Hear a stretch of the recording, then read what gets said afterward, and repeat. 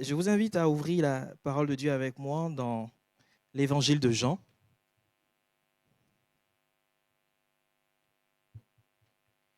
Le chapitre 20, l'avant-dernier chapitre de Jean. Le texte est assez long parce que nous allons lire les 18 premiers versets. Donc Jean chapitre 20 du verset 1 à 18.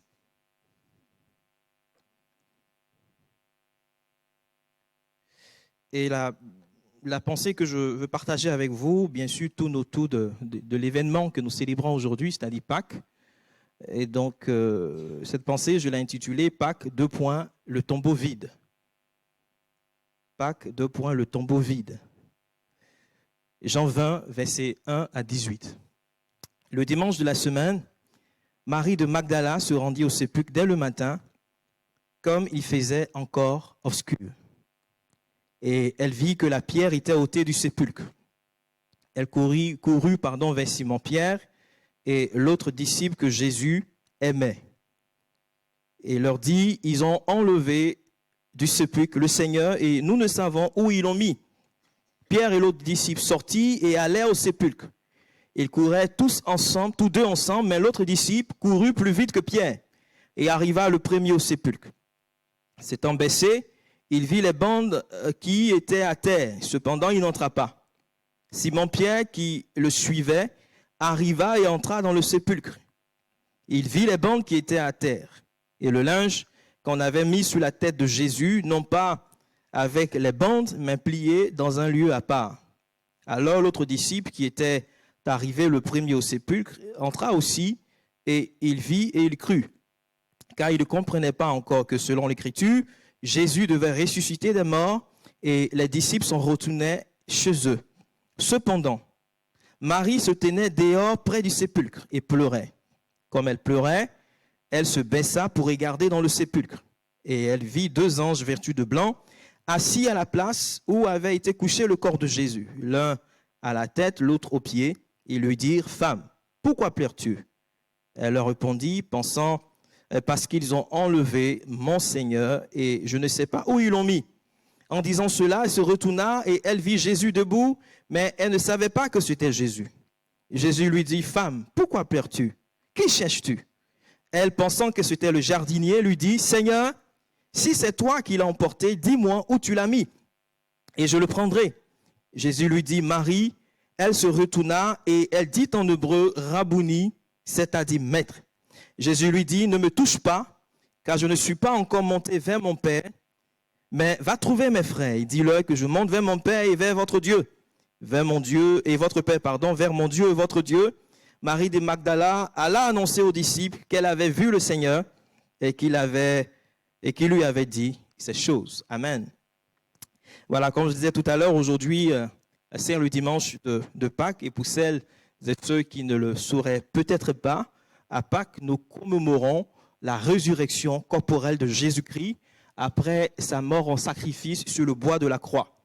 Jésus-Christ a été condamné à mort, condamné à mourir à l'issue d'un procès.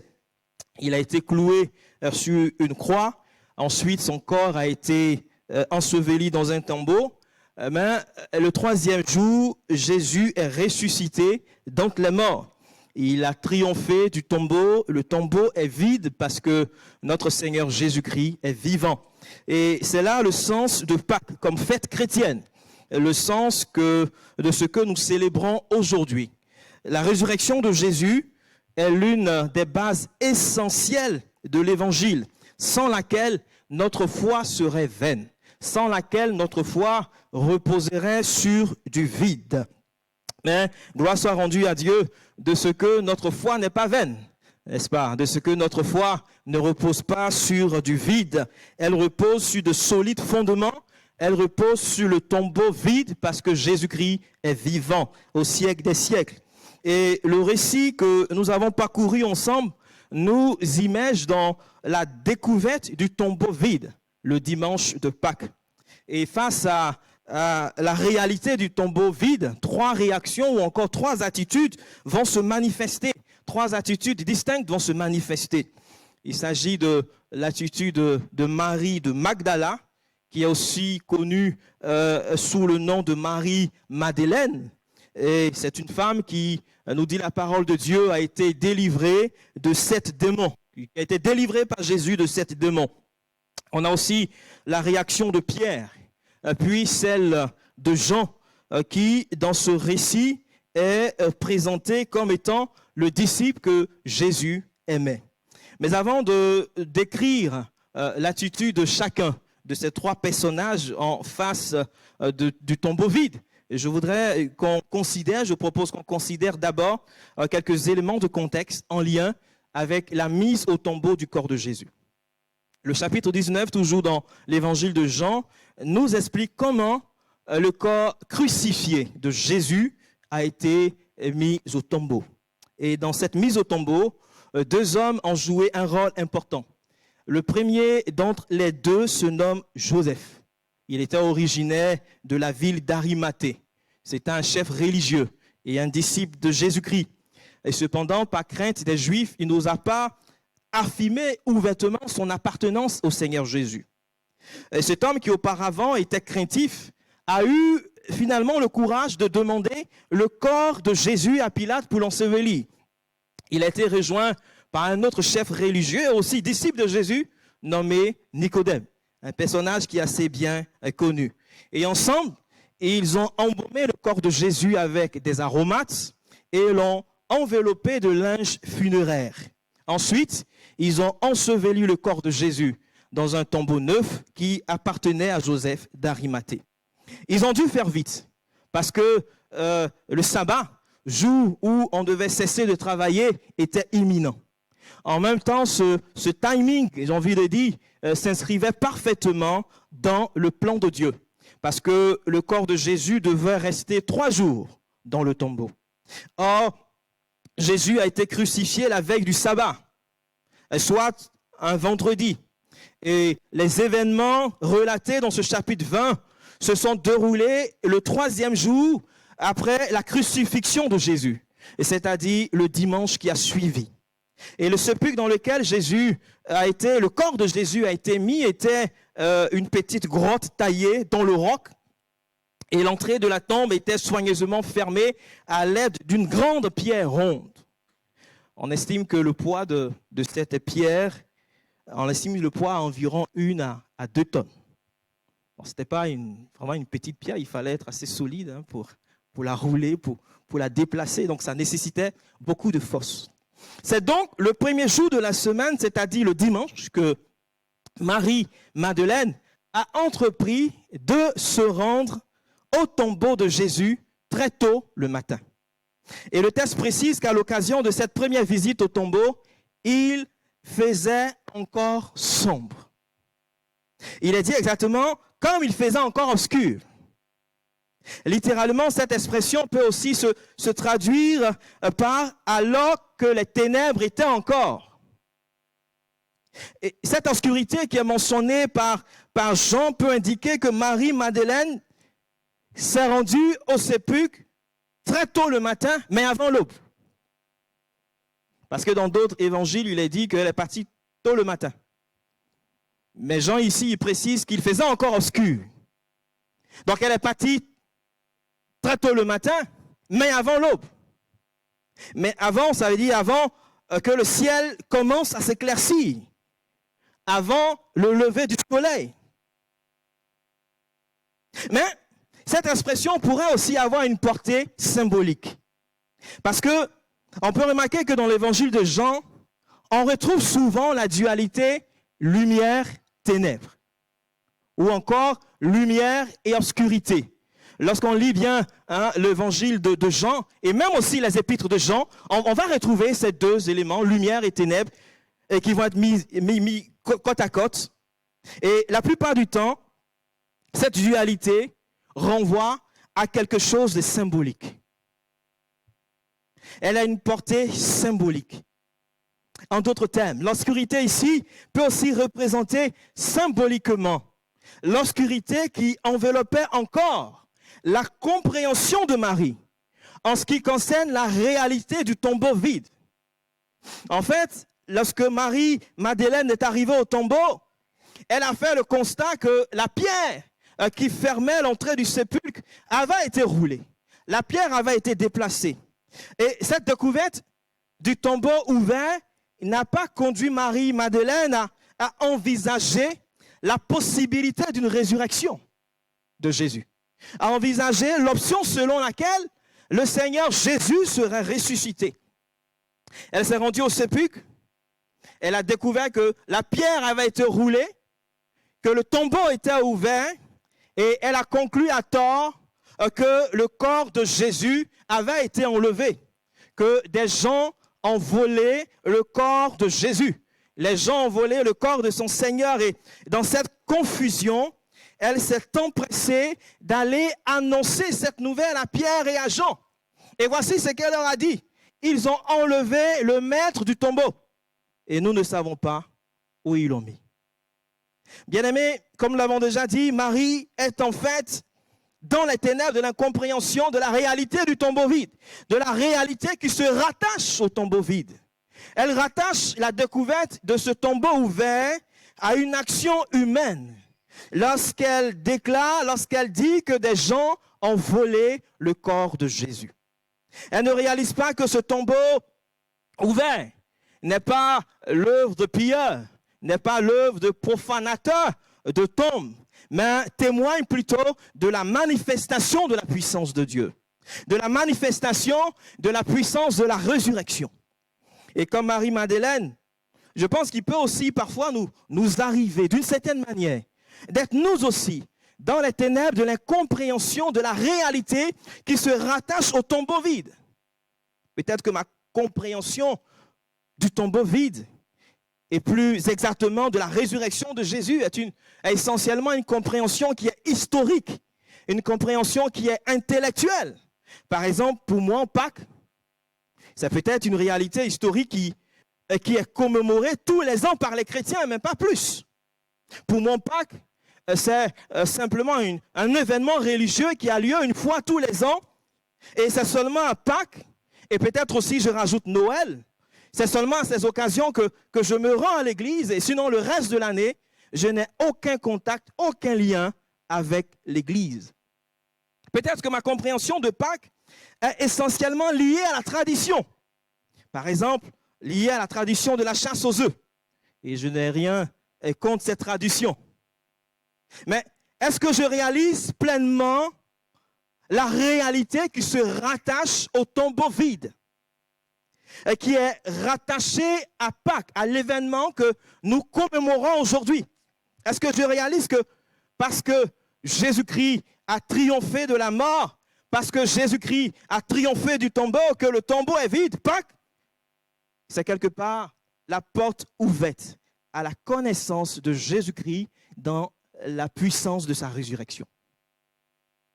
Dans Philippiens 3, le verset 10, l'apôtre Paul parle justement de la nécessité de connaître le Seigneur Jésus-Christ, le Christ vivant, dans la puissance de sa résurrection. Et bien aimé, à la différence de Marie-Madeleine, je ne veux pas saisir la réalité du tombeau vide selon une logique humaine. Je ne veux pas la saisir selon une logique historique, selon une logique intellectuelle, traditionnelle. Mais je veux saisir que le tombeau est vide parce que Jésus est vivant.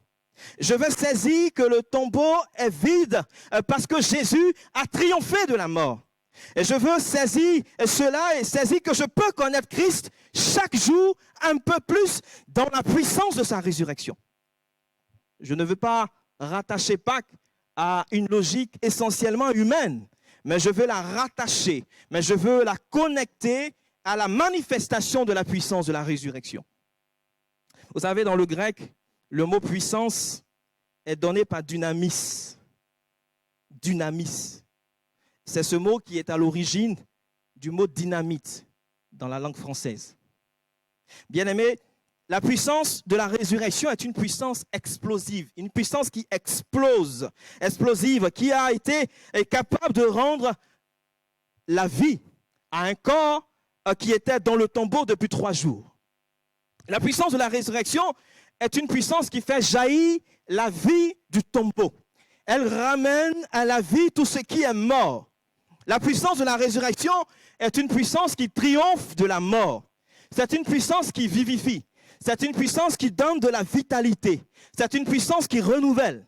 C'est une puissance qui brise les chaînes de toute forme d'esclavage spirituel. C'est une puissance qui affranchit de la condamnation. C'est une puissance qui détruit les liens de la malédiction. C'est une puissance qui rend libre. C'est une puissance qui rend le tombeau vide. Et lorsqu'une personne se trouve dans un tombeau spirituel, cette puissance de la résurrection est capable de la faire sortir vivante du tombeau. Et peut-être que justement, tu es présent parmi nous ce matin et tu as l'impression d'être comme emprisonné dans un tombeau, dans une tombe qui a été fermée avec une grosse pierre. Et il était impossible de t'en sortir par toi-même. Ce matin, Dieu est capable de déployer sa puissance envers toi. Il est capable de déployer dans ta vie la puissance de la résurrection. Et c'est cette puissance que Dieu a déployée en ressuscitant. Il a déployé en Christ en le ressuscitant d'entre les morts et en le faisant asseoir à sa droite dans les lieux célestes. Je ne sais pas ce que tu vis en ce moment, mais tu peux apprendre à connaître Christ dans la puissance de sa résurrection. Vous savez, parfois, il y a des situations qu'on vit, il y a des problèmes qu'on a, il y a des besoins qu'on a qui nécessitent une action de puissance, qui nécessitent une intervention surnaturelle, qui nécessitent que Dieu intervienne dans notre vie, parce que sinon on est perdu. Et sans cette action de puissance, on ne sait pas comment faire pour s'en sortir. Et peut-être que c'est ton cas ce matin. Je veux simplement t'inviter à ouvrir ton cœur et à laisser Dieu déverser en toi un flot de puissance de résurrection qui va briser les chaînes qui te maintiennent dans la captivité et qui va te faire sortir du tombeau dans lequel tu es comme emprisonné. Ce matin, Dieu est capable de déployer envers toi la puissance de résurrection. Revenons à notre texte. Marie de Magdala est venue annoncer la nouvelle du tombeau ouvert à Pierre et à Jean. Et ces deux disciples se sont rendus immédiatement à leur tour au tombeau de Jésus. Ils sont partis en courant, nous dit le texte. Jean est arrivé le premier au sépulcre. Le texte nous dit qu'il a couru plus vite que Pierre. Sans doute parce qu'il était peut-être plus jeune que lui. Et à son arrivée, il a regardé à l'intérieur du tombeau, mais à partir du seuil de l'entrée. Il a vu les linges funéraires qui étaient par terre dans le tombeau, mais il n'est pas entré. Pierre, qui a couru moins vite que lui, est entré directement dans le tombeau lorsqu'il est arrivé. Donc on connaît Pierre. C'est quelqu'un qui est fougueux. On le reconnaît là, ici. Il a vu non seulement les linges qui étaient par terre, mais aussi le linge dans lequel la tête de Jésus avait été enveloppée. Et ce linge a été soigneusement enroulé dans un coin à part. Et ces détails prouvent déjà que le corps de Jésus n'avait pas été volé, et comme le supposait Marie-Madeleine, ce que Jean veut simplement nous expliquer, nous montrer ici, c'est que si des voleurs avaient emporté le corps de Jésus, ils l'auraient emporté dans le linge. Ou bien, si c'était dit, bon, finalement, on va peut-être prendre seulement le corps, on va laisser le linge. S'ils avaient résolu de laisser les linges funéraires dans le tombeau, ils n'auraient pas pris le soin de les ranger. Je ne sais pas, quelqu'un qui vient cambrioler, qui met tout en désordre. Quand il part de la maison ou de chez vous, il n'a pas le souci, je pense, de ranger les choses. Hein. Il part dans la précipitation. Et donc, ces derniers auraient donc agi de façon désordonnée et dans la précipitation. Et donc, ces linges funéraires qui ont été rangés servent à mettre en évidence qu'en fait, le corps de Jésus n'a pas été volé. L'explication du tombeau vide, ce n'est pas le vol du corps de Jésus. L'explication du tombeau vide se trouve ailleurs. L'explication du tombeau vide, c'est la résurrection de Jésus-Christ d'entre les morts. Et c'est lorsque Pierre est entré dans le tombeau vide que Jean est aussi entré, que Jean a suivi. Et le texte nous dit qu'il a vu les linges, lui Jean, qui étaient soigneusement rangés et il a cru. Il a vu, ensuite il a cru. Et il a cru sans avoir encore vu le Christ vivant. Et il a cru sans avoir encore vu le Christ ressuscité. Le tombeau vide a été l'élément déclencheur qui a fait naître dans le cœur de Jean la foi dans la résurrection de Jésus. Le tombeau vide a été la preuve suffisante qui a suscité la foi dans son cœur. Le tombeau vide a été le moment où il a compris l'essentiel de la résurrection, où il a commencé à comprendre que tout n'est pas fini, et qu'il y a quelque chose qui va au-delà de la mort. Il a commencé à comprendre que la mort, que la croix, que la mort de Jésus-Christ en sacrifice sur la bois de la croix n'a pas été la fin. Et que selon l'Écriture, Jésus devait ressusciter d'entre les morts. Le texte ne nous dit pas ce qui s'est passé dans l'esprit de Pierre. Mais on peut supposer, on peut penser qu'il n'a pas, lui, contrairement à Jean, il n'a pas nécessairement cru sur le moment en la possibilité d'une résurrection de Jésus. Luc 24, 12 nous apprend que Pierre est retourné chez lui très étonné de ce qui s'était passé. Autrement dit, il est retourné chez lui comme s'il cherchait quelque part à percer un mystère. Et comme s'il cherchait à percer encore le mystère du tombeau vide. Je viens, le tombeau est ouvert, je ne vois pas, j'entre, je ne vois pas le corps de Jésus, mais qu'est-ce qui s'est passé? Il était sans doute lui aussi encore dans les ténèbres de l'incompréhension de la réalité qui se rattache au tombeau vide. Pierre, tout comme même la plupart des autres disciples, ont cru plus tard. Non pas parce que, en raison du tombeau vide, mais parce qu'ils ont vu et ils ont rencontré le Christ vivant, le Christ ressuscité. On peut prendre l'exemple de Thomas également. Thomas, comme on le sait, est toujours dans le même texte, dans le chapitre 20, mais à partir du verset 19, qui a voulu avoir des preuves visibles et tangibles de la résurrection de Jésus, sinon il ne croirait point. Et il a dit qu'un jour, Jésus est apparu une première fois à ses disciples. Mais ce jour-là, Thomas était absent. Et quand il est arrivé, les autres disciples qui étaient présents lui ont dit « Ah mais Thomas, super, le maître est vivant, il a ressuscité, on l'a vu, il nous est apparu, etc. » Thomas dit « Bon, ok, d'accord. En tout cas, moi, tant que je ne le vois pas, tant que je ne le touche pas, je ne croirai point. »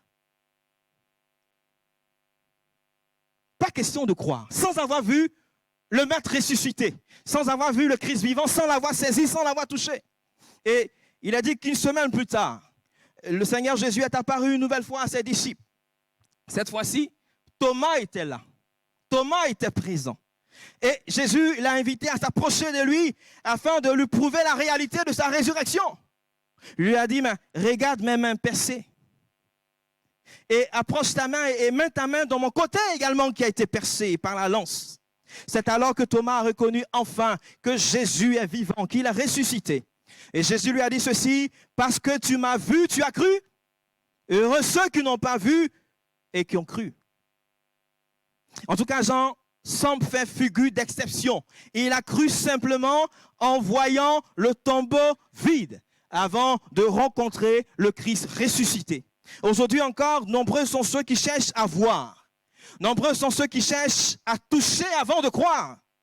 Nombreux sont ceux qui veulent avoir des preuves visibles, des preuves tangibles avant de croire dans les promesses infaillibles de la parole de Dieu. Dieu a dit, mais quelles sont les preuves que Dieu va tenir parole? Dieu a dit, mais qu'est-ce qui prouve que Dieu va faire les choses comme il a dit? Les promesses de Dieu parfois s'avèrent insuffisantes à nous convaincre de la véracité, de l'authenticité de ce que Dieu a réellement dit. Bien-aimés, même si nous n'avons pas connu Jésus physiquement, même si nous ne le connaissons plus dans la chair, il n'empêche que le tombeau est vide parce que Jésus est ressuscité. Et le Christ vivant qui est apparu hier aux disciples, il est le même encore aujourd'hui. Et il reste le même pour l'éternité. Il ne changera jamais. Dans Jean chapitre 11, des gens sont venus annoncer à Jésus que son ami Lazare était malade. La Bible déclare que Jésus ne s'est pas déplacé dans l'immédiat. Et lorsqu'il a enfin décidé de se mettre en route en direction de Béthanie, le village où résidait son ami Lazare, ce dernier était déjà mort. À son arrivée à Béthanie, cela faisait 4 jours que Lazare avait été enterré. La décomposition de son corps avait déjà commencé. Marthe, l'une des sœurs du défunt, est venue à la rencontre de Jésus. Et il lui a dit ceci, Seigneur, si tu eusses été ici, mon frère ne serait pas mort. Jésus, c'est de forcer, d'encourager la foi de Marthe, de la fortifier, de dire bon, ça va aller. Et il lui a même dit que je vais ressusciter ton frère. Ton frère allait ressusciter. Marthe a répondu à Jésus, oui, oui, je sais. Je sais que mon frère va ressusciter à la résurrection au dernier jour. C'est alors que Jésus va dire à Marthe, mais je suis la résurrection et la vie. Celui qui croit en moi vivra quand même il serait mort. Et quiconque vit et croit en moi ne mourra jamais. Crois-tu cela? Bien-aimé, Jésus n'a pas dit à Marthe, je suis celui qui prétend avoir la résurrection et la vie. Il ne lui a pas dit, Marthe, écoute, je suis celui qui comprend le mieux tous les secrets de la résurrection et de la vie. Jésus a dit à Marthe, je suis la résurrection et la vie. Jésus est la résurrection et la vie dans le sens où la résurrection de Jésus garantit notre propre résurrection d'entre les morts. C'est pourquoi le chrétien ne vit plus dans la crainte de la mort, puisque Jésus a vaincu la mort et que le tombeau est vide. Et la résurrection de Jésus assure le chrétien d'une vie meilleure au-delà de la tombe. Jésus est également la résurrection et la vie dans le sens où, sans attendre notre résurrection corporelle qui est à venir, Jésus nous a d'ores et déjà ressuscités spirituellement. C'est lui qui a accepté Jésus-Christ comme son sauveur. C'est lui qui a accepté Jésus-Christ, qui a fait de lui le Seigneur de sa vie, est passé de la mort à la vie avec Dieu. Il reçoit la vie éternelle, c'est-à-dire une vie sans fin avec Dieu. Une vie qui commence dès l'instant où je me tourne vers Jésus-Christ par la foi et une vie qui va se poursuivre dans l'éternité avec mon Seigneur, avec mon Sauveur, avec le Christ vivant, avec le Christ ressuscité, le Christ qui a vaincu la mort et le péché. Nous ne sommes pas du côté de la mort, nous sommes du côté de la vie. Nous sommes du côté de la résurrection. C'est désormais notre position parce que Dieu nous a ressuscités ensemble avec Jésus-Christ et nous a fait asseoir avec lui dans les lieux célestes. Enfin, Jésus est la résurrection et la vie dans le sens où celui qui le reçoit dans sa vie, par la même occasion, reçoit la vie de résurrection. Je ne sais pas si c'est un peu, peut-être comme en mathématiques, si je peux utiliser l'image. Jésus est égal à résurrection et vie. N'est-ce pas? Donc, si je reçois Jésus dans mon cœur, puisqu'il est égal à la résurrection et vie, donc je reçois dans mon cœur la résurrection et la vie. Je reçois la vie de résurrection. Le corps de Lazare avait commencé à se décomposer. Mais au contact de celui qui est la résurrection et la vie, Lazare est revenu à la vie. Et peut-être que ta vie est aussi comme en décomposition. Et même en putréfaction. Est-ce que ce matin tu crois que Jésus peut te ramener à la vie? Est-ce que tu crois qu'il est capable de te renouveler, qu'il est capable de te visiter? Que ce matin Jésus est capable de te restaurer, faire vraiment une action particulière dans ta vie, qu'il est capable de te guérir physiquement. Et même si tu as des blessures dans ton cœur, des blessures émotionnelles qui remontent de je ne sais pas combien d'années, est-ce que tu crois qu'il est capable de restaurer, de guérir ces blessures intérieures, de te guérir spirituellement? Est-ce que tu le crois ce matin? Ce matin, je veux simplement t'encourager à laisser la vie de résurrection couler en toi. Laisse la vie de résurrection agir en toi. Le tombeau est vide parce que Jésus est vivant. Et même si tu ne le vois pas physiquement, il est capable de manifester en toi sa vie de résurrection par son esprit qui habite en toi. En fait, la puissance de la résurrection, c'est la puissance du Saint-Esprit. Dans Romains 8, 11, il est dit ceci, « Et si l'esprit de celui qui a ressuscité Jésus-Christ d'entre les morts habite en vous, celui qui a ressuscité Christ d'entre les morts rendra aussi la vie à vos corps mortels par son esprit qui habite en vous. » Je voudrais terminer en disant que même si Marie-Madeleine était dans les ténèbres de de l'incompréhension du tombeau vide, Marie-Madeleine a été transformée. Et d'une certaine manière, elle est passée des ténèbres à la lumière. Elle a été affermie dans sa confiance du Christ vivant, du Christ ressuscité. Elle a été même appelée à devenir elle aussi témoin de celui qui allait désormais vivre en elle. Et elle en lui, grâce au Saint-Esprit. Comment cela s'est passé? Tout d'abord, en dépit de son incompréhension, Jésus la connaissait par son nom. Et ce matin, je vais simplement te dire que Jésus te connaît par ton nom. Jésus connaît le nombre de tes cheveux. Jésus connaît ce que tu vis. Jésus sait ce que tu traverses. Il te connaît mieux que toi-même. Il te connaît par ton nom. À partir du verset 11, nous retrouvons Marie-Madeleine en pleurs près du tombeau de Jésus. Alors que Pierre et Jean, ça faisait un moment qu'ils étaient partis. Mais elle est restée. Et elle pleurait parce qu'elle ne retrouvait pas le corps de son sauveur. Et dans sa tristesse, elle a pris l'initiative, sans doute pour la première fois, de se pencher pour regarder à l'intérieur du tombeau. C'est alors qu'elle a vu 2 anges vêtus de blanc et assis à la place où avait été couché le corps de Jésus.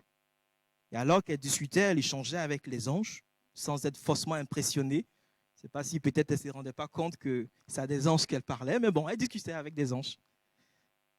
À un moment donné, elle s'est retournée par derrière, pour regarder, derrière elle, et elle a vu Jésus. Mais ne l'a pas reconnu sur le champ. Elle pensait avoir affaire au jardinier, nous dit le texte. Et c'est seulement au moment où Jésus l'a appelé par son nom que ses yeux se sont ouverts. Dans Jean 10, la Bible dit que les brebis du bon berger entendent sa voix. Il les appelle par leur nom. Et les brebis le suivent parce que la voix du bon berger leur est familière. Mon frère, ma soeur, peut-être que comme Marie-Madeleine, tu réalises que toi aussi, tu as d'une certaine manière dans l'incompréhension totale du tombeau vide. Tu ne connais pas véritablement le Seigneur Jésus dans la puissance de sa résurrection. Et tu as toujours eu une compréhension, comme on l'a dit, historique, théorique, intellectuelle, traditionnelle, de la réalité du tombeau vide. Mais ce matin, le Seigneur t'appelle toi aussi par ton nom. Il te connaît. Tu as de la valeur aux yeux de Dieu. Il t'invite ce matin simplement à saisir par la foi la puissance de la résurrection qui est rattachée au tombeau vide. Ensuite, Jésus a dit ceci à Marie-Madeleine, ne me touche pas. Ça peut paraître étrange. Jésus qui demande à quelqu'un de ne pas le toucher. Et on peut même se demander, mais Jésus, pourquoi en fait Thomas a eu le droit de te toucher? Alors que moi, je n'ai pas ce droit de te toucher. Alors que tu ordonnes à Marie-Madeleine de ne pas te toucher. En fait, l'expression « ne me touche pas » peut aussi se traduire par « cesse de me toucher ». Cesse de t'accrocher à moi. Cesse ne me retiens pas. Parce que je ne suis pas encore monté vers mon Père. Cela dit, dans le cas de Thomas, il ne s'agit pas de toucher Jésus dans le sens de le retenir, mais dans le sens d'être convaincu de la réalité de la résurrection de Jésus. Jésus dit à Thomas, viens me toucher pour être sûr, pour être convaincu que je suis ressuscité, que je suis vivant. En revanche, dans le cas de Marie-Madeleine, cette dernière craignait de perdre de nouveau le Seigneur Jésus-Christ. Déjà, ça faisait 3 jours qu'il était dans le tombeau. Le 3e jour, elle arrive et ne voit pas son corps. Elle pense qu'il a été volé. Et enfin, elle voit Jésus qui est là, vivant devant elle. Elle le saisit, elle s'accroche, elle le retient. Et Jésus lui dit, ne me retiens pas. Cesse de t'accrocher, ne me retiens pas.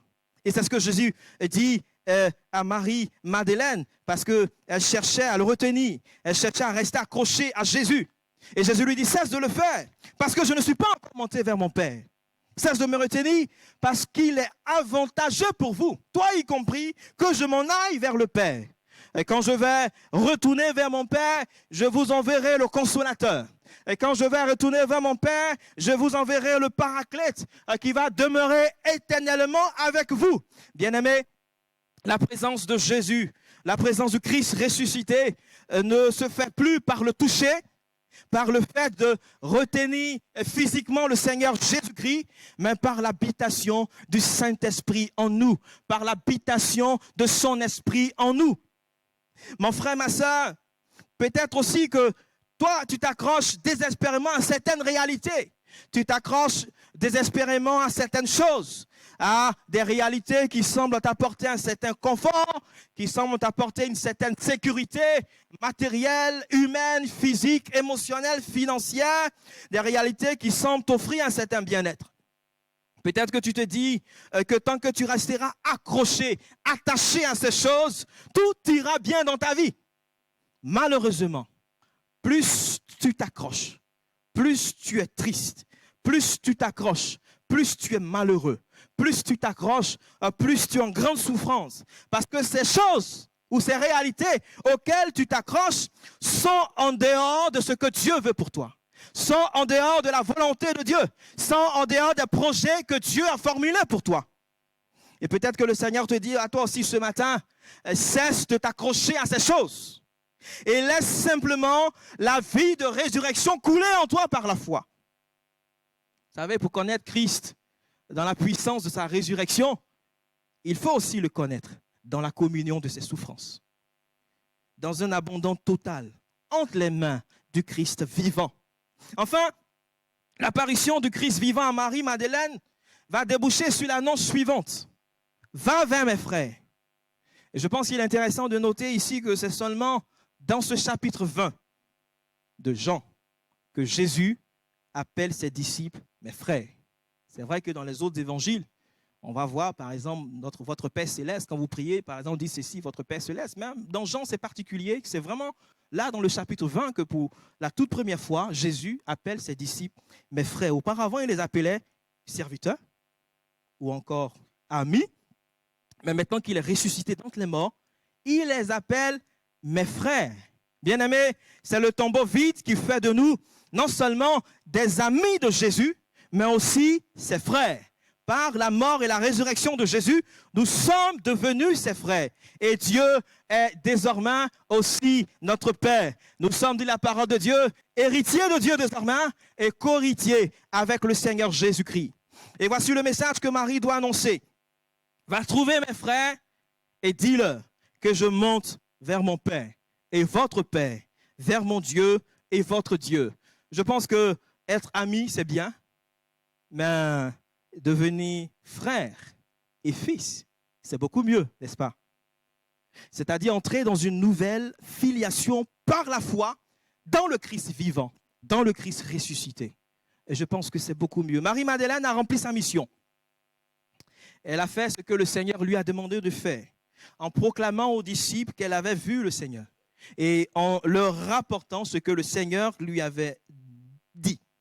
Et bien aimé, la résurrection a produit une transformation chez Marie-Madeleine. Elle est passée des ténèbres à la proclamation que Jésus est vivant, que si le tombeau est vide, ce n'est pas parce que le corps de Jésus a été volé, mais c'est parce qu'il est ressuscité d'entre les morts. C'est Pâques, le tombeau est vide, Jésus est vivant. Nous allons couper nos fronts et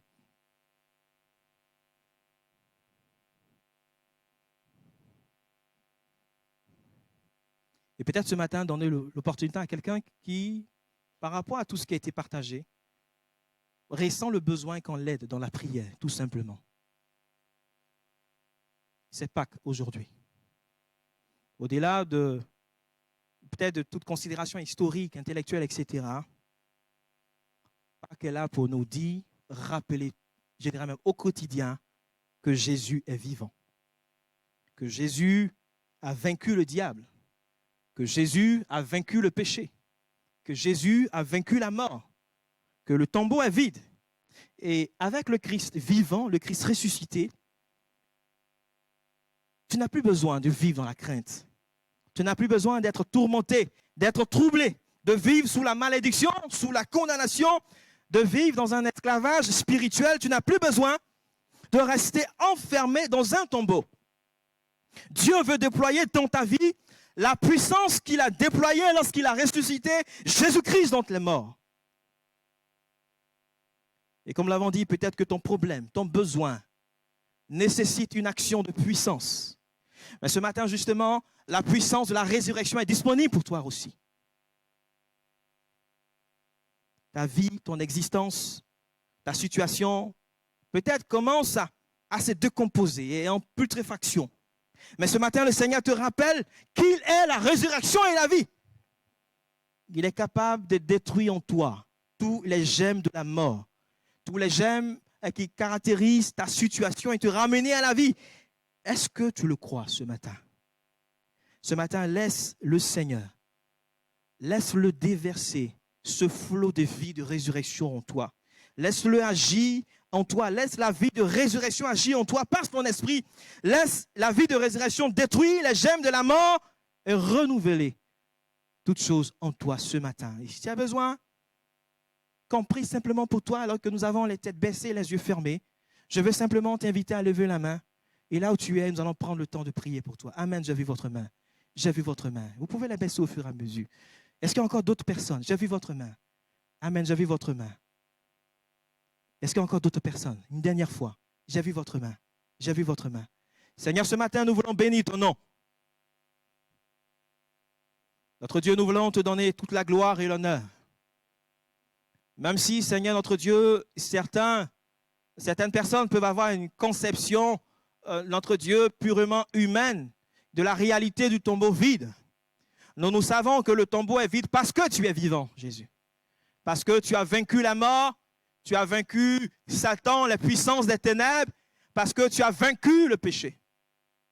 Et comme Pierre même pouvait déclarer dans sa prédication de la Pentecôte, il n'était pas possible à la mort de te retenir prisonnier dans le tombeau. Tu es sorti vivant, tu es sorti vainqueur du tombeau. Et la Bible déclare que quelle est envers nous qui croyons l'infinie grandeur de ta puissance, ce qui se manifeste avec efficacité.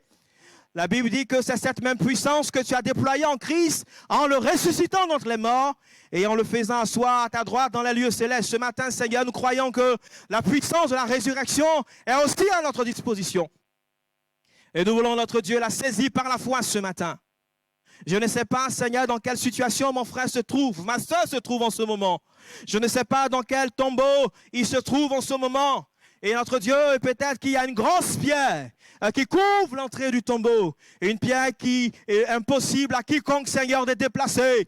Mais nous croyons que rien ne peut résister à l'action de Dieu. Rien ne peut résister à la puissance de la résurrection. Seigneur, qui fait exploser les liens, qui fait exploser les chaînes, qui fait exploser toutes choses. Et je prie ce matin, afin que si quelqu'un se trouve dans un tombeau quelconque, que ce matin, il sorte du tombeau dans le nom de Jésus. Que ce matin, il sorte vivant du tombeau. Jésus, tu as vaincu la mort. Et ce matin, nous te prions d'agir dans le nom de Jésus-Christ.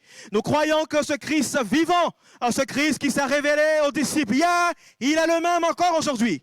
Il est le même éternellement. Il n'a pas perdu en puissance. Il n'a pas perdu en capacité. Il demeure le Dieu tout-puissant, le Dieu qui agit encore aujourd'hui. C'est pourquoi ce matin, nous te recommandons à ta grâce, Seigneur, toutes ces situations, même si, Seigneur, nous ne les connaissons pas, mais nous croyons que tu les connais, Seigneur. Tu connais nos bien-aimés et tu les connais par leur nom. Tu connais leurs besoins. Tu connais, notre Dieu, la situation qu'ils traversent en ce moment. Et nous te prions d'agir ce matin et que dans leur vie, Seigneur, notre Dieu, la vie de résurrection coule ce matin dans le nom de Jésus-Christ et qu'elle renouvelle toutes choses dans leur vie ce matin. Notre Dieu, et qu'elle détruise les gemmes de la mort ce matin. Qu'elle ramène tout à la vie ce matin dans le nom de Jésus. Sois béni et remercié, notre Père, et que la gloire et l'honneur te reviennent au nom de Jésus. Amen. Que le nom du Seigneur soit béni. Amen.